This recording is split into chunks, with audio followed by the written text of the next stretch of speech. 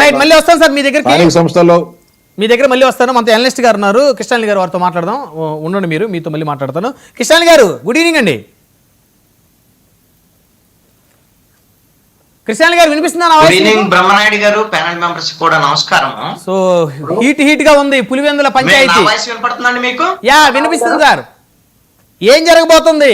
ఇక ఆల్రెడీ గెలుపు డిక్లేర్ అయినట్టే కనబడుతుంది తెలుగుదేశానికి.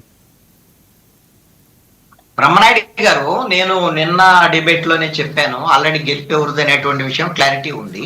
ఎలా గెలుస్తున్నారు అనేటువంటిది ముఖ్యం ఇక్కడ. గెలుపు ఎవరిది అనేటువంటిది క్లారిటీ ఉంది, ఎలా గెలుస్తున్నారు అనేటువంటిది కదా. గెలిచిన తర్వాత దాని యొక్క పర్యవసానాలు ఎలా ఉంటాయి అనేటువంటిది కూడా చాలా కీలకం అండి.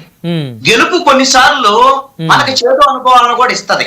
ఇప్పుడు తెలుగుదేశం పార్టీకి నాకు తెలిసి ఇప్పుడు జరిగినటువంటి పులివెందల జెడ్పీటీసీ, ఒంటిమిట్ట జెడ్పీటీసీ ఎన్నికల్లో గెలుపు తర్వాత తెలుగుదేశం పార్టీకి ఒక మాయని మచ్చ, ప్రజాస్వామ్యాన్ని కూనీ చేసేటువంటి ఒక చర్యలకు పాల్పడ్డారనేటువంటి ఒక మచ్చని ఈ రోజున, అలాంటి అపవాదుని మూట కట్టుకోబోతోంది తెలుగుదేశం పార్టీ. అవునా? దీంట్లో ఎటువంటి సందేహం లేదండి, ఎటువంటి సందేహం లేదు.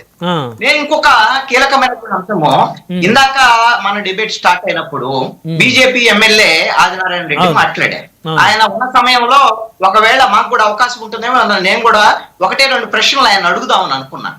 ఎందుకు అనంటే ఆయన ఈ ఎంపీటీ జెడ్పీటీసీ ఉప ఎన్నికల కన్నా కూడా వేరే అంశాలు ఎక్కువ ప్రస్తావన చేశారు. ప్రస్తావన అది 5 ఏళ్లు మనం చూసిందే. వైఎస్ఆర్ కాంగ్రెస్ పార్టీ ప్రభుత్వంలో అవినీతి ఎలా జరిగింది, ఏ వీటిలో అవినీతి జరిగింది, ఇవన్నీ 5 ఏళ్లు మనం చర్చించాం. నేను కూడా విమర్శ చేశాను వైసీపీ ప్రభుత్వంలో వాళ్ళ అవినీతికి సంబంధించి.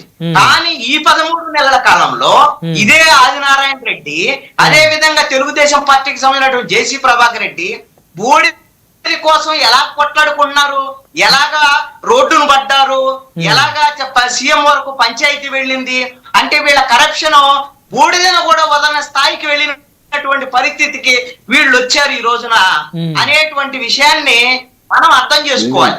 ఆయన విమర్శ చేశారు, వైసీపీ ప్రభుత్వంలో అవినీతి జరిగింది, వ్యవహారం ఇది నిజం. జనం ఆల్రెడీ తీర్పిచ్చేశారు. జనము అప్పుడు అవినీతి జరిగింది కాబట్టి 11 సీట్లు ఇచ్చి మూలన కూర్చోపెట్టారు జగన్మోహన్ రెడ్డిని.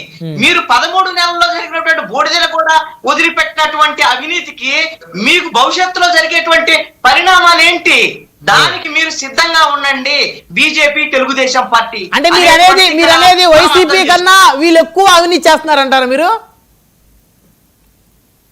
ఏమండి, ఎవరు ఎక్కువ ఎవరు తక్కువ ఏ సేమ్ అదే కదా. వాళ్ళు 5 ఏళ్ళు అదే చేశారు. వాళ్ళు స్థానిక సంస్థల ఎన్నికలప్పుడు ఇలాగనే చేశారు. ఇప్పుడు వీళ్ళు స్థానిక సంస్థల ఎన్నికలప్పుడు వీళ్ళు కూడా అదే చేస్తున్నారు. ఎవరు ఎక్కువ తక్కువే ఉందండి. వాళ్ళు యునానిమస్ చేశారు, అభ్యర్థిని ఆపోజిషన్ పార్టీ సంబంధించి నామినేషన్ వేసుకునేటువంటి అవకాశం లేదు. ఇక్కడ అవకాశం ఇచ్చినట్టు కనపట్లేదు మీకు. అందుకని అది కూడా చెప్తాను, ఎందుకంటే రామ్ గోపాల్ రెడ్డి గారు ఆ ప్రస్తావన చేశారు కాబట్టి నిన్న డిబేట్ లో కూడా ప్రస్తావన చేశారు. వీళ్ళు